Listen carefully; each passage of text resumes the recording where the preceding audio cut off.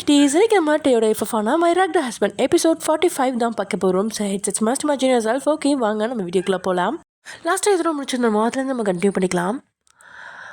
அரை மணி நேரத்துக்கு மேலே ஆழ்ந்த உறக்கத்தில் இருந்த நீங்கள் ஒரே பக்கமாக சரிஞ்சு கிடக்க கழுத்து லேசாக வலி கொடுக்குது. இதனால் இன்னொரு பக்கம் திரும்புறதுக்காக நீங்கள் தலையை திருப்பி பார்க்க உங்களையே கண்ணுமிக்காமல் பார்த்துட்ருக்கிற டேயோட பார்வையால் உடல் உதறி எழுந்து விட்ட உங்களுக்கு ஏதோ பயத்தில் கொஞ்சம் மூச்சு வாங்குது. ஏய், என்னாச்சு அப்படின்னு அவன் கேட்டபடியே உங்கள் கையை பிடிக்க தன்னலிக்கு வந்த நீங்கள் அது இல்லை ஒன்றும் இல்லை அப்படின்னு சொன்ன உங்களுக்கு பதட்டம் இன்னும் குறையல. அவனோட பார்வையோட சீற்றம் உங்கள் மேலே ஒரு வித வெறி மாதிரி இருக்குது. மூச்சை இழுத்து விட்டு பார்வையை அவன் பக்கத்தில் இருந்து திருப்பி தன்னிலைக்கு வர உங்களுக்கு 2 நிமிஷம் எடுத்துக்கிச்சு.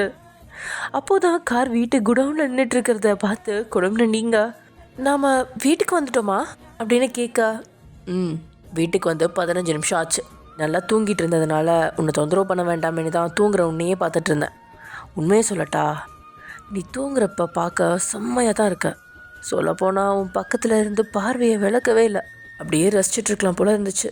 இன்னிலேருந்து நம்ம ஒரே பெட்டில் படுக்கலாம், ஓகேவா அப்படின்னு அவன் கேட்கவும் உங்களுக்கு ஒரு மாதிரி ஆயிடுச்சு. பீச்சில் உங்ககிட்ட உருக்கி பேசினவனோட பார்வையும் பேச்சும் கொஞ்சம் வித்தியாசமாக வீட்டுக்கு வந்த உடனே மாறி இருக்கு அப்படின்னு உங்களுக்கே புரியுது. ஆனால் அதுக்கான காரணம் தெரில உங்களுக்கு.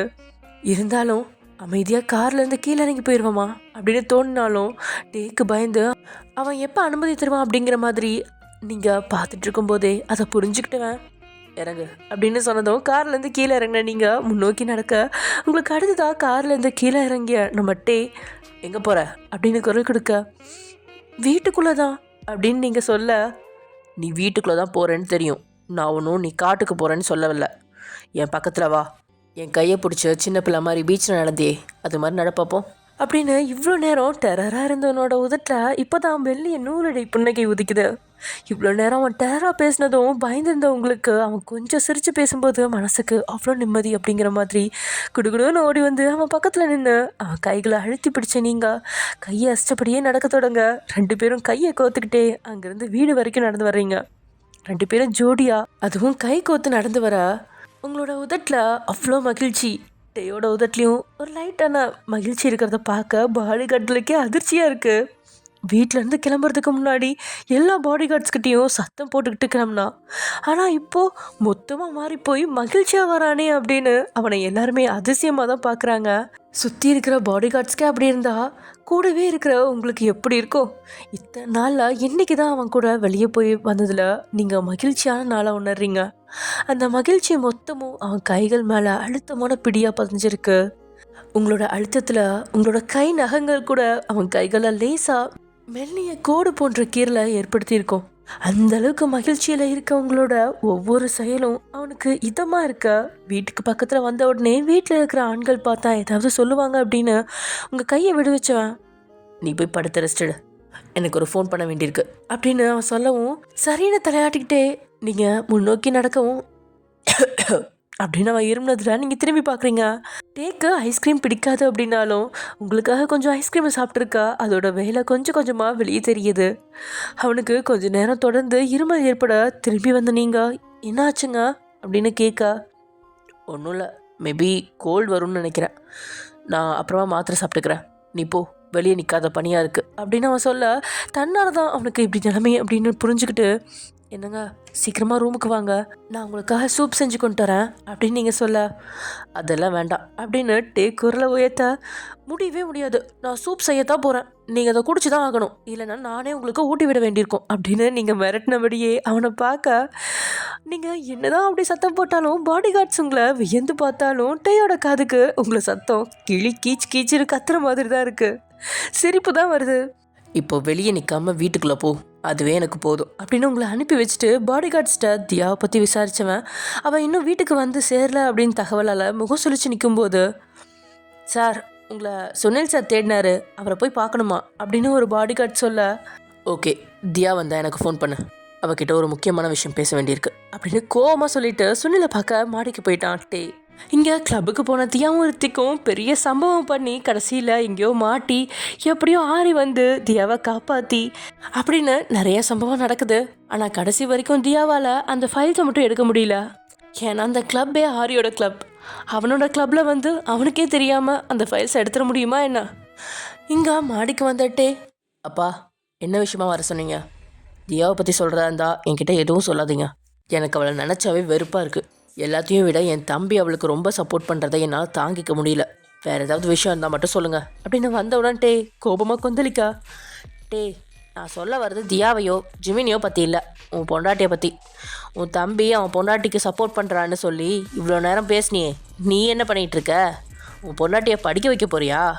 அவளை சுயமாக வேலைக்கு அனுப்ப போறியா என்ன அப்படின்னு சுனில் கேட்கவும் கோபத்தில் கொந்தளிச்சவன், அப்பா போதும், நான் எப்போ அவளை படிக்க வைப்பேன்னு சொன்னேன்? வேலைக்கு அனுப்புவேன்னு சொன்னேன். தேவையில்லாமல் ஒய்யனை பற்றி ஏதாவது சொன்னீங்கன்னா நடக்கிறதே வேற அப்படின்னு எச்சரிக்கிறான். டே ஏன் சொல்லக்கூடாது? நீயும் என்ன பொண்டாட்டி தசனா மாற போறியா? ஒழுங்காக உன் பொண்டாட்டியா அடித்து துவச்சி காய போட்டு கண்ட்ரோலை வச்சுக்கோ. இன்னொரு முறை அவள் சுயமாக இருக்க முடிவெடுத்தா நடக்கிறதே வேற அப்படின்னு சத்தம் பண்ணிக்கிட்டே கையில் இருந்த ஒரு காகிதத்தை எடுத்து டேயோட கையில் திணிக்கிறான். இந்த பேப்பர் தான் 3 மணி நேரமாக டேயோட உதட்டில் இருந்த புன்னகையை மொத்தமாக எரிச்சு அவனை ஒரு மிருகமாக மாற்றி உங்களை கோபத்தில் எரிக்க போகுது அப்படின்னு டே அப்போ எதிர்பார்க்கல. அட என்னம்மா நீ ஒரு எபிசோட் ரொமான்டிக்காக போட்டுட்டு திரும்பவும் பிரச்சனையை உருவாக்கி வைப்ப போலையே. ஒயனுக்கு விடிவு காலமே வராதா அப்படின்னு நீங்கள் கழுவி கழுவி ஊற்ற தயாராக இருக்கிறது எனக்கு தெரியுது. ஆனால் என்ன பண்ணுறது, இப்போ வரைக்கும் டே பாசமாக தான் நடந்துக்கிட்டானே தவிர்த்து உங்களை காதலிக்கவும் இல்லை, உங்களை சுயமாக இருக்க விடணும் அப்படிங்கிற யோசனை கூட அவனுக்கு வரல. சொல்லப்போனால் பாசத்தை காட்டி அவனுக்கு கீழே கொண்டு வரதான் முயற்சிக்கிறான். அதை மொத்தமாக மாற்ற தான் நான் முயற்சிக்கிறேன். சரி ஓகே அப்படின்னு நம்ம கதைக்குள்ளே போயிடலாம். துணியில் ஏதோ பேப்பர் எடுத்து டேயோட கையில் திணிக்க அது என்ன அப்படின்னு கூட தெரியாமல் வாங்கிட்டுவேன். ஆரம்பத்தில் கேஷில் நின்னாலும் அந்த ஃபார்மில் எழுதியிருந்த காலேஜ் பேரும் அட்மிஷன் ஃபார்ம் அப்படின்னு பிரிண்ட் அடிக்கப்பட்ட அந்த எழுத்துக்களை பார்க்கும்போதே டேக்கு அவன் கண்களையே அவனால் நம்ப முடியாத அளவுக்கு ஆகிருச்சு. தனக்கு தெரியாமல் நீங்கள் இவ்வளோ தூரம் எப்படி போனீங்க, ஒவ்வொரு முறையும் உங்ககிட்ட படிக்க அனுப்ப மாட்டேன் அப்படின்னு உறுதியாக தான் சொல்லியிருந்தான். அப்படி இருக்கும்போது இந்த ஃபார்ம் எப்படி வந்துச்சு அப்படின்னு அவனுக்கே கண் கட்டி வித்த மாதிரி ஆயிடுச்சு. அந்த அதிர்ச்சியில் அவன் சுனிலை பார்க்க சுனில் எதையோ பெருசாக சாதிச்ச மாதிரி நின்றுட்டுருக்கான். இது எப்படி சுனிலோட கைக்கு கிடைச்சிது அப்படின்னா, தியா வெளியில் போனதுக்கப்புறம் கண்ணம்மா படுக்கை அறையை சுத்தம் செஞ்சுட்டு வெளியே போகும்போது குப்பைத்தொட்டியில் இருந்த மொத்தத்தையும் வேற ஒரு பெரிய குப்பைத்தொட்டியில் கொட்டிட்டு மாடிக்கு போனான். குப்பைத்தொட்டியை ஓரமாக வச்சுட்டு அங்கே இருக்கிற ரூம்லாம் க்ளீன் பண்ணிட்டு இருக்கும்போது தான் பாலகிருஷ்ணனோட ரூம்ல இருந்து வெளியே வந்தான் சுனில். அவன் கண்ணம்மாவை கண்டு காண மாதிரி அங்கேருந்து போகும்போது தான் அங்கே டஸ்ட்பின் இருக்கிறத பார்த்தவன் வேணும்னே அதை உதச்சி மொத்த குப்பையும் கீழே விழ வச்சுட்டு, கண்ணம்மா ஆட்கள் போகிற நடையில தான் குப்பை தொட்டி வைப்பியா? உனக்கு ஓரமாக வைக்க தெரியாதா? இது என்ன ஓ வேணும்னு நினச்சியா? மொத்த இடமும் உன்னால் பாழாயிடுச்சு. ஒழுங்காக எல்லா இடத்தையும் க்ளீன் பண்ணிவிட்டு பஜ்ஜி தண்ணி ஊற்றி சுத்தம் பண்ணிவிடு. நாளைக்கு கெஸ்ட்டுங்க நிறைய பேர் வருவாங்க, வீடு சுத்தமாக இருக்கணும் அப்படின்னு அவன் சத்தம் போடுறான். ஓரமாக இருந்த டஸ்ட்பினை உதச்சி தள்ளினதோடு மட்டும் இல்லாமல் இவ்வளோ பேசுகிறவனை பார்க்கும்போது கடுப்பாக தான் இருக்குது கண்ணம்மாவுக்கு. வீட்டுக்கு வந்த நேரத்துலேருந்து கண்ணம்மாவுக்கு ஓய்வே இல்லை, அவ்வளோ வேலை செஞ்சிட்டா. மாடி சுத்தப்படுத்திட்டு தூங்கலாம் அப்படின்னு நினச்சவளுக்கு இவன் கொடுக்குற வேலையால் இன்னைக்கு தூங்க முடியாது அப்படின்னு உள்ளுக்குள்ள கடுப்பாக தான் இருக்குது. ஆனால் வேலைக்கு வந்த இடத்துல எதிர்த்து பேச முடியாது அப்படிங்கிறதுனால எல்லாத்துக்கும் சரி அப்படின்னு மட்டும் தலையாட்டிட்டு நிற்கும்போது அங்கேருந்து நகர்ந்தவனோட கண்களுக்கு அந்த ஃபைல் தென்படுது. அந்த கவர்லேயே காலேஜோட பேரும் அட்மிஷன் ஃபார்ம் அப்படின்னு எழுதப்பட்டிருந்ததுனால சந்தேகத்தோட கையில் எடுக்கிறான். அது திறந்த உள்ளே இருக்கிற ஒரிஜினல் ஃபார்மை எடுத்து பார்க்க அதில் மாணவியோட பேர் அப்படிங்கிற இடத்துல ஒயன் அப்படின்னு இங்கிலீஷ் எழுதியிருக்கு. அதை பார்த்த அவனோட கண்களில் ஒரு வில்லத்தனமான பார்வையும் வில்லத்தனமான சிரிப்பும் வருது.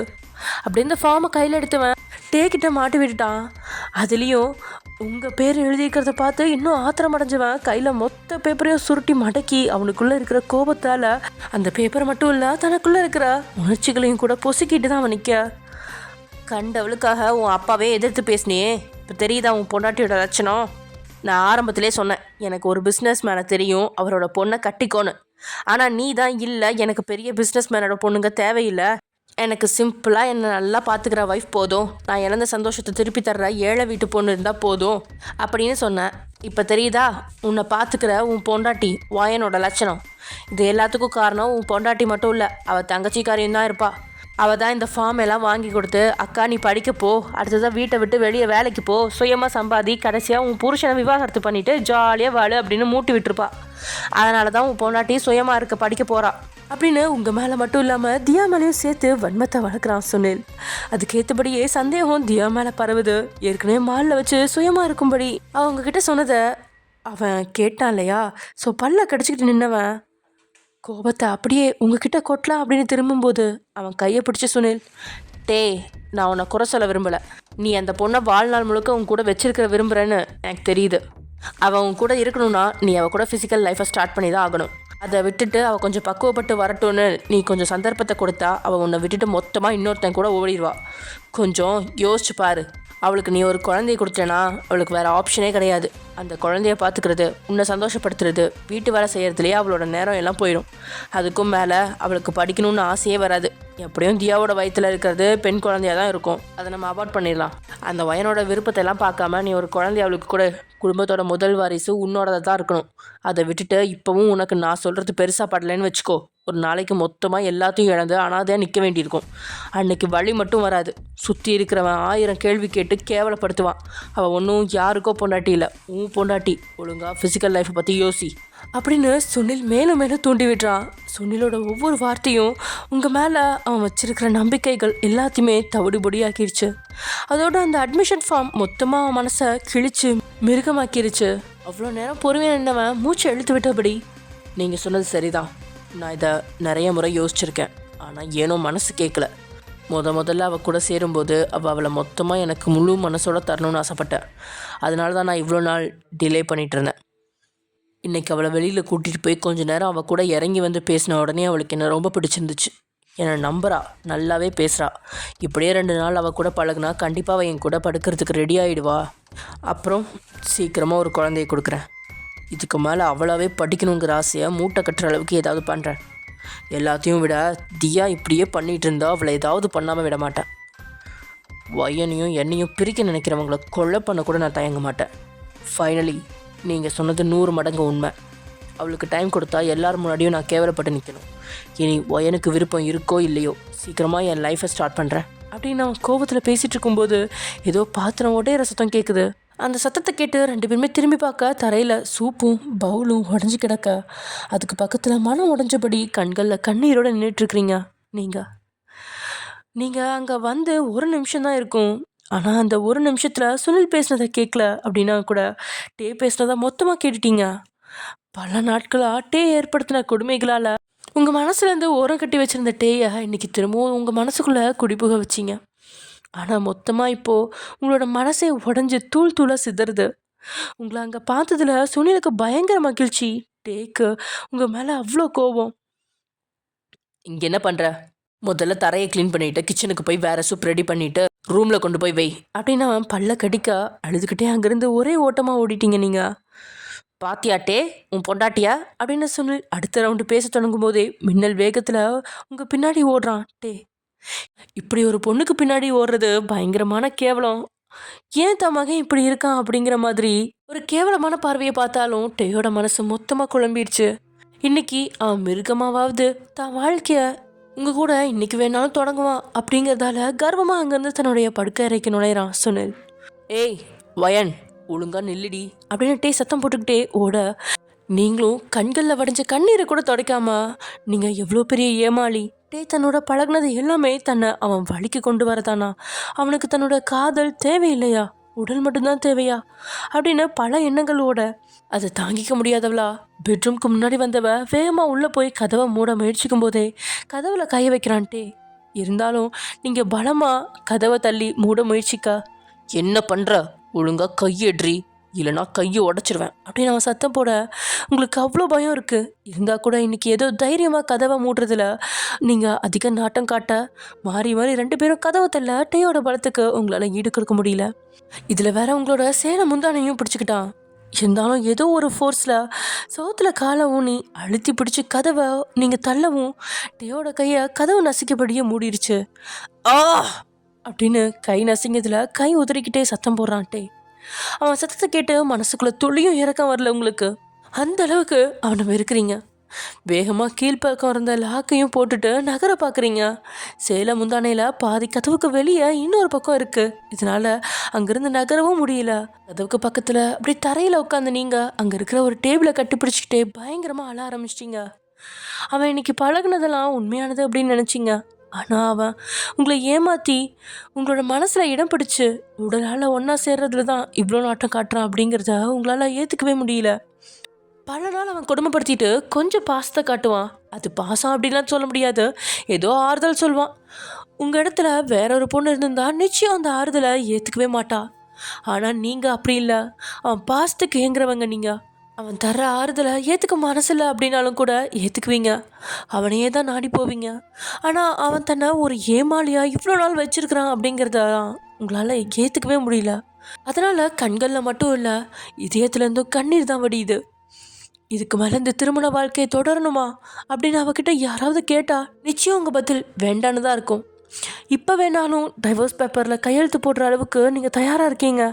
உங்கள் மனசு எல்லாமே இங்கேருந்து போயிட வேணும். பழையபடி அந்த ஓட்டு வீட்டில் தாய் தந்தையோட பாசத்தை ஒரே ஆளாக கொடுத்துட்ருக்க பாட்டியோட மடியில் படுத்து நிம்மதியாக தூங்கணும். இந்த மாளிகை வீட்டில் வேலைக்காரி வாழ்க்கையும் தேவையில்லை, டேயோட விருப்பத்துக்கு விபச்சாரியாக வாழவும் விருப்பம் இல்லை அப்படின்னு உங்களோட மனசு மொத்தமாக ஏங்குது. அந்த ஏக்கத்தில் கதறி அழுதுட்ருக்க. என்ன, அழுது முடிச்சிட்டியா அப்படின்னு டேயோட குரல் உங்கள் பக்கத்தில் கேட்குது. சத்தம் உங்கள் பக்கத்தில் இருந்து கேட்க பதட்டத்தோட உச்சத்துக்கு போயிட்டு கண்ணுங்களை துடைக்காமல் திரும்பி பார்த்த நீங்கள் அதை விட பதறி போயிட்டீங்க. அதுக்கு காரணம் நீங்கள் கதவை கீழ்ப்பக்கம் இருந்து லாக், நடுவில் இருக்கிற லாக் அப்படின்னு எல்லாத்தையுமே போட்டிருந்தீங்க. ஆனால் இப்போது கதவு திறந்துருக்கு. அதுக்கு காரணம் டேக்கு தான். மொபைல்லே கதவை கண்ட்ரோல் பண்ணுற அளவுக்கு எல்லா சிஸ்டமும் இருக்குது. இதனால் எளிதில் கதவை திறந்துருக்குறான். அதோட உங்கள் முன்னாடி குத்துக்கெல்லாம் நிற்கிறவனோட கையில் தான் உங்களோட சேலை முந்தானே இருக்க. உங்களையே கொலை வெறியோட பார்த்துக்கிட்டு படார்னு கதவை அடித்து மூடுறான். டே அவனோட முகமே அனலாக தெரிக்க அவன் பிடிச்ச இழுப்பில் சேலையை கிழிச்சிருவான் அப்படிங்கிற நிலமையில எலும்புடி அப்படின்னு குரல் கொடுக்குறான். அவன் குரலில் இருக்கிற கோபமே உங்களுக்கு அவ்வளோ நடுக்கமாக இருக்குது. கொஞ்ச நேரத்துக்கு முன்னாடி இந்த குரல் உங்களுக்கு பிடிச்சிருந்துச்சு. ஆனால் இப்போ அந்த குரலில் இருக்கிற வேகத்தால் பயம்தான் வருது.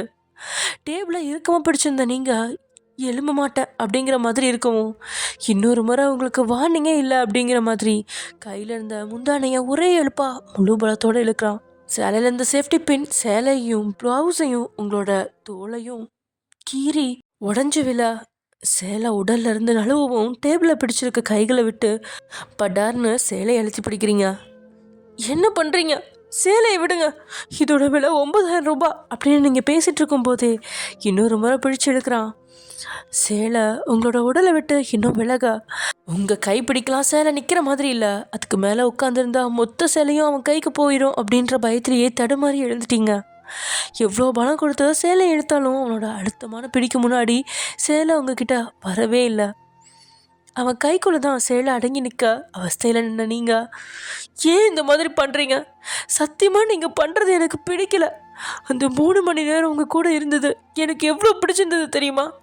ஆனால் இது எல்லாமே நடிப்பா? என்னை ஏமாத்த தான் என் கூட பழகுனீங்களா? என்னோட காதலும் அன்பும் உங்களுக்கு வேண்டாமா? உடம்பு மட்டும் போதுமா? ஏன் இப்படி ஒரு மிருக மாதிரி நடந்துக்கிறீங்க? எனக்கு சத்தியமாக என் முன்னாடி நிற்கிற டே பிடிக்கவே இல்லை அப்படின்னு சொன்ன அடுத்த நொடி உங்களோட கையை பிடிச்சி சுவரில் சாய்ச்சி உங்களை அவஸ்தையில் இன்னும் நெளிய வைக்கணும் அப்படிங்கிறதுக்காகவே உங்கள் பக்கத்தில் இன்னும் நெருங்கிட்டான். இரு உடலுமே அழுத்தமாக மோதி நிற்க தொலையும் நகர முடியல அப்படின்னா கூட சேலையை விடாமல் முடிஞ்ச அளவுக்கு பிடிச்சிருந்த உங்களோட கண்களை பார்த்தவன், என்னடி விட்டா ரொம்ப ஓவராக பேசுகிற? ஒரு நாள் வெளியில் கூட்டிகிட்டு போனதுக்கு என்ன டேன்னு பேர் சொல்லி கூப்பிட்ற அளவுக்கு வந்துட்டியா? நீயா எனக்கு பேர் வச்ச? கட்டின புருஷனை பேர் சொல்லி கூப்பிடுன்னு உன் பாட்டி சொல்லி தந்தாளா, இல்லைனா உன் தங்கச்சி சொல்லி தந்தாளா அப்படின்னு கொஞ்சம் கேவலப்படுத்தி கேட்குறான். உங்களுக்கு அப்படியே அதிர்ச்சியில் இதயமே வலிக்கிற மாதிரி ஆயிடுச்சு. ஒரு வார்த்தை டே அப்படின்னு சொன்னது ஒரு குத்தமா?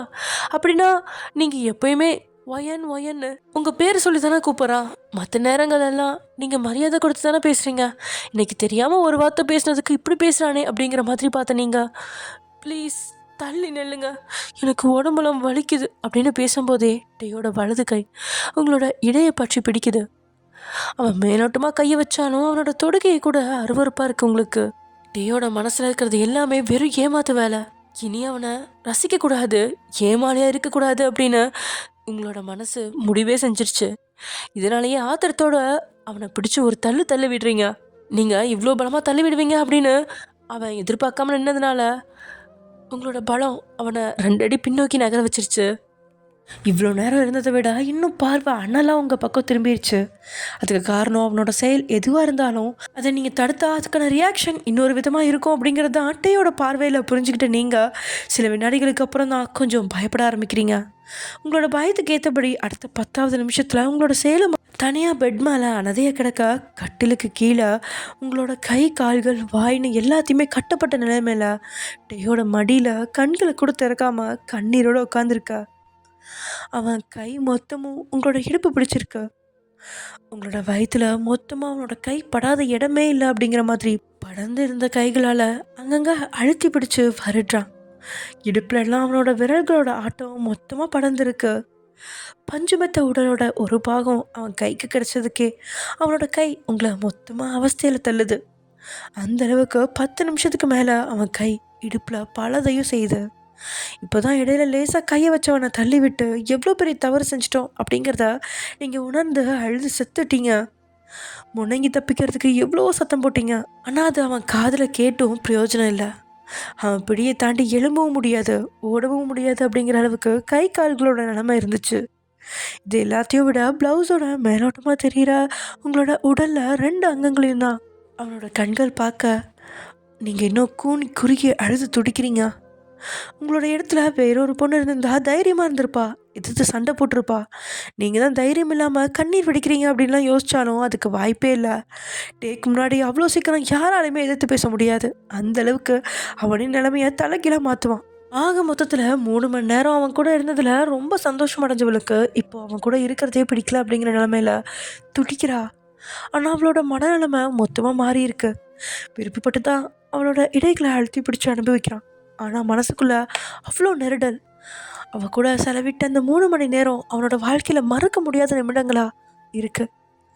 உண்மையில் சுனில்கிட்ட சொன்னது போல் அவள் விருப்பப்பட்டு தன்னை முழுசும் தரணும் அப்படிங்கிற எண்ணத்தை தாண்டி எப்பயும் அவள் தன்னோட அந்த 3 மணி நேரம் இருந்த மாதிரியே வாழ்நாள் முழுக்க சந்தோஷமாக இருக்கணும் அப்படின்னு ஆசையும், அவள் சிரிப்புக்கு ஊன்றுகோலாக இருக்கணும் அப்படின்னு டேக்கு இன்றைக்கி தான் ஆசை துளிர் விட ஆரம்பிச்சுது. அந்த மொத்த ஆசையும் பொதிக்கிற விதமாக தான் அந்த காலேஜ் அட்மிஷன் ஃபார்ம் இருந்துச்சு. இன்னும் சுருட்டின காகிதமாக அவன் பேக்கெட்டில் தான் இருக்குது. அந்த ஃபார்மை பார்த்து அடுத்த நொடியே இனி உங்ககிட்ட ஓரளவுக்கு மேலே பாசமாக இருக்கக்கூடாது, நிச்சயம் கட்டுப்படுத்தி தான் அவங்கள கண்ட்ரோலுக்கு கொண்டு வரணும் அப்படிங்கிற அளவுக்கு அவனோட மனசு மாறிடுச்சு. அப்படிங்கிறத விட தான் பேச்சு திறமையால் மொத்தமாக மாற்றி விட்டான் சுனில். பொதுவாக யார் பற்றியும் கேட்டு இது மாதிரிலாம் முடிவெடுக்க மாட்டான். ஆனால் அவன் வாழ்க்கையில் நடந்த ஒரு சில இழப்புகளை நினச்சி பயப்படுவான். நீங்களும் தன்னை விட்டு போகக்கூடாது அப்படிங்கிறதுக்காக தான் உங்களை மறுபடியும் அடக்கணும் அப்படின்னு சுனிலோட முடிவுக்கு ஏற்றபடி ஆடுறான்.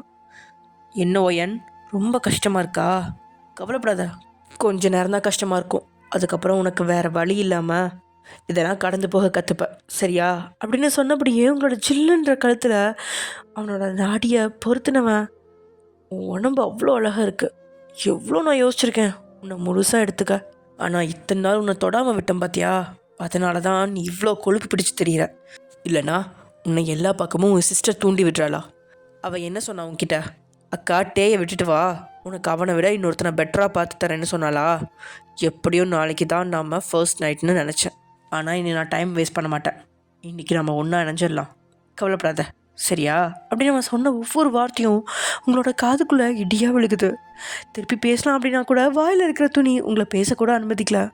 சில வினாடிகள் கடந்து மடியில் இருந்த உங்களை அப்படியே தரையில் சாய்க்கிறான்.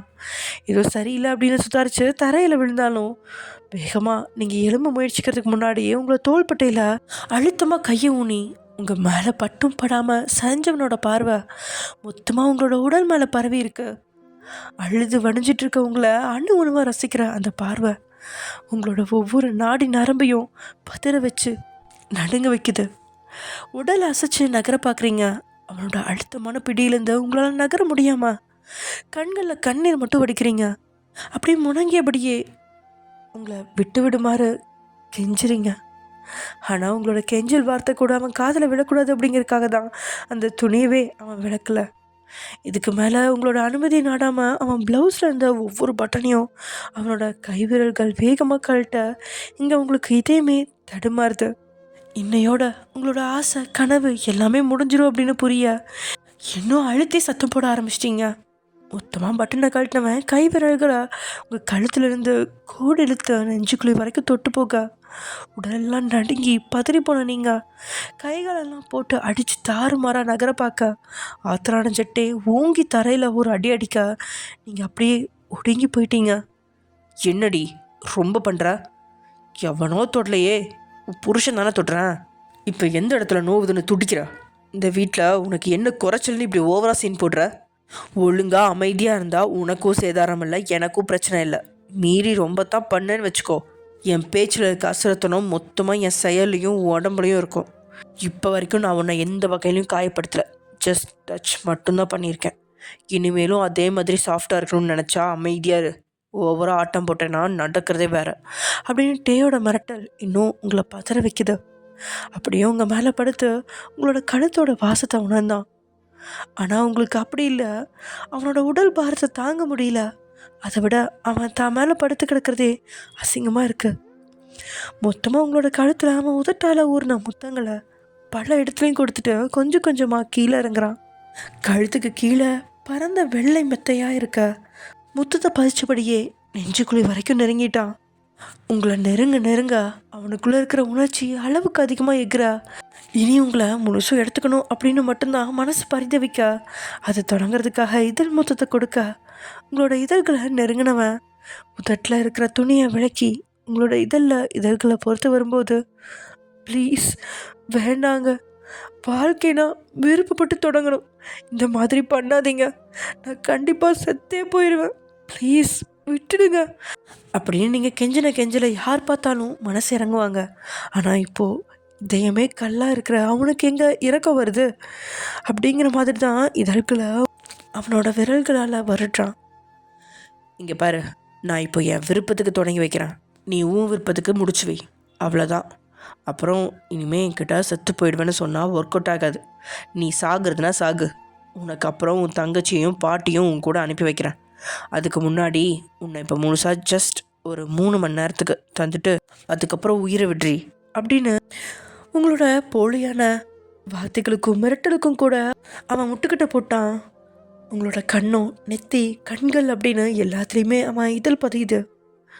கடைசியாக இது வரைக்கும் சுவைக்காத உங்களோட இதழோட பக்கம்தான் அவனோட பார்வையும் உதனும் திரும்புது.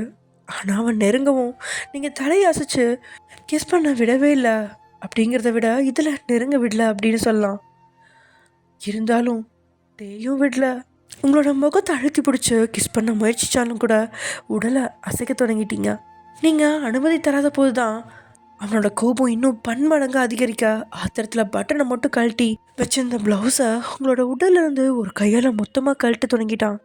அப்படியே உங்கள் இதழ் பதிக்கவும் முயற்சிக்கிறான். 4 நிமிஷத்துக்கு மேலே போராடிட்டீங்க. நேரம் போக போக உங்களால் போராட முடியல. அந்தளவுக்கு அவன் கோபத்தோட உச்சத்துக்கு போயிட்டுருக்கான். உங்களோட செயல் தான் அவனை இன்னும் அரக்கனாக மாற்றுது. இது இப்படியே தொடர்ந்தா நிச்சயம் விளைவு ரொம்பவே மோசமாக இருக்கும் அப்படின்னு உங்களுக்கே புரிஞ்சிருச்சு. ஏன்னா நீங்கள் எதிர்த்து சண்டையிடுற அளவுக்கு அவன் அசுரன். அதே நீங்கள் அடங்கி போனால் அவன் கொஞ்சம் நேரம் முரடனாக இருந்தாலும் விரைவிலேயே அமைதியானவனா மாறிடுவான் அப்படிங்கிறது உங்களுக்கு நல்லா புரிஞ்சிருச்சு. அதுக்கு மேலே உடலை நீங்கள் அசைக்கலை. படிஞ்ச கண்ணீரோட கண்களை அழுத்தமாக மூடிக்கிட்டீங்க. அவன் என்ன செஞ்சாலும் பரவாயில்ல அப்படிங்கிற மாதிரி முழு ஜடமாகவே மாறிட்டீங்க. நீங்கள் எதிர்பார்த்ததை விட அரக்கனாக இருந்த டேயோட குணம் நீங்கள் ஜடமாக மாறின அடுத்த நொடி மொத்தமாக ஒடுங்கிருச்சு. நீங்கள் எதிர்த்து சண்டையிட உங்களை மொத்தமாக உடனே எடுத்துக்க வேணும் அப்படின்னு நாடின மனம் நீங்கள் எந்த அசைவும் இல்லாமல் இருக்கிற போது உங்களை தொடுறதுக்கே திணறுது. ப்ளவுஸை பாதி அளவு உங்களோட உடல்லேருந்து கழட்டிட்டான். ஆனால் அதுக்கு மேலே அவனோட கைகள் உங்களோட ட்ரெஸ்ஸை கழட்டாமல் நின்றுச்சு. மனசில் இருந்த முரட்டுத்தனத்தை ஓரம் கட்டிட்டு உங்களோட முகத்தை ஆழ்ந்து பார்க்குறான். முகையெல்லாம் அழுகையில் செவந்து வீங்கி கண்களை அழுத்தி மூடி கிடக்கிற உங்களை பார்க்கும்போது பீச்சில் சிரித்த சிரிப்பில் கண்ணெல்லாம் வீங்கி கண்களில் ஆனந்த கண்ணீர் வடைஞ்ச உங்களோட அந்த அழகான முகம் அவன் கண்ணு முன்னாடி விழித்தெரியாக ஓடுது. உங்களோட செலவிட்ட ஒவ்வொரு நொடியும் அவன் கண் முன்னாடி வந்து போகுது. ஏன் அவனோட மனசு இப்போது அவன் பேச்சை கேட்காம இப்படி செய்யுது அப்படின்னு அவனுக்கே உணர்ந்துக்க முடியல. 3 மணி நேரம் உங்களுடனான நேரம் தானே இப்படி மாற்றிடுச்சா அப்படின்னு கேவலப்பட்டவன் உங்களோட கழுத்தில் முகத்தை புதைச்சிக்கிட்டே உங்களை அழுத்தமாக கட்டிப்பிடிச்சு அப்படியே சுழன்று படுக்கிறான். அதில் டே அடியிலையும் உங்களை அவன் மேலேயும் படுக்க வச்சிட்டான். அவனோட அழுத்தமான அணைப்போட வேகம் குறைஞ்சதுலேயே அவன் கொஞ்சம் கட்டுப்பாட்டுக்குள்ளே வந்துட்டான் அப்படிங்கிறது உங்களுக்கு புரிஞ்சாலும், அவன் இவ்வளோ நேரம் செஞ்ச செயலால் இதயத்தில் ஏற்பட்ட வலியால் கண்ணில் கூட திறக்காம கிடக்குறீங்க. வாய் விட்டு அழலை அப்படின்னா கூட கண்ணீர் அவன் நெஞ்சில் மழையாக நனையுது. இப்போ உங்களை போலவே டேயோட உணர்வும் ஜடமாயிடுச்சு. அவனோட ஆண்மை கூட உங்களை எடுத்துக்க தயங்கின மாதிரி சுருங்கிடுச்சு. எந்திரமாக இருக்கிற அவனோட மூளையை ஓரம் கட்டிக்கிட்டு இதயமாக துடிக்கிற மனசு முன்னேறி அவனை சமாதானப்படுத்த முயற்சிக்குது. ஆழமாக கண்களை மூடி 2 நிமிஷம் அமைதியாக தான் இருந்தான். மனம் போன போக்கில் இருந்துடலாமா அப்படின்னு யோசிச்சாலும் கடந்த கால இழப்புகள் தன்னோட வாழ்க்கையில் திரும்ப வரக்கூடாது. இன்றைக்கி உங்களை பாவம் பார்த்து விட்டா இதே போல தான் எல்லா முறையும் நீங்கள் அழுது அடம் பிடிச்சு நினச்சதை சாதிப்பீங்க. கடைசியில் ஒரு நாள் நீங்கள் அவனை விட்டு போனாலும் போக வாய்ப்பு இருக்கு. மறுபடியும் அந்த இருட்டான வாழ்க்கைக்குள்ளே தன்னை புதைச்சி வைக்க முடியாது. இன்றைக்கி விருப்பம் உண்டோ இல்லையோ உங்களோட உடலை எடுத்துக்கிட்டு ரொம்ப விரைவில் உங்களுக்கு ஒரு குழந்தை கொடுத்தா, இன்றைக்கி இல்லை அப்படின்னாலும் என்றைக்காவது ஒரு நாள் குழந்தைக்காவது இதுதான் வாழ்க்கை அப்படின்னு டே கூட இருப்பீங்க.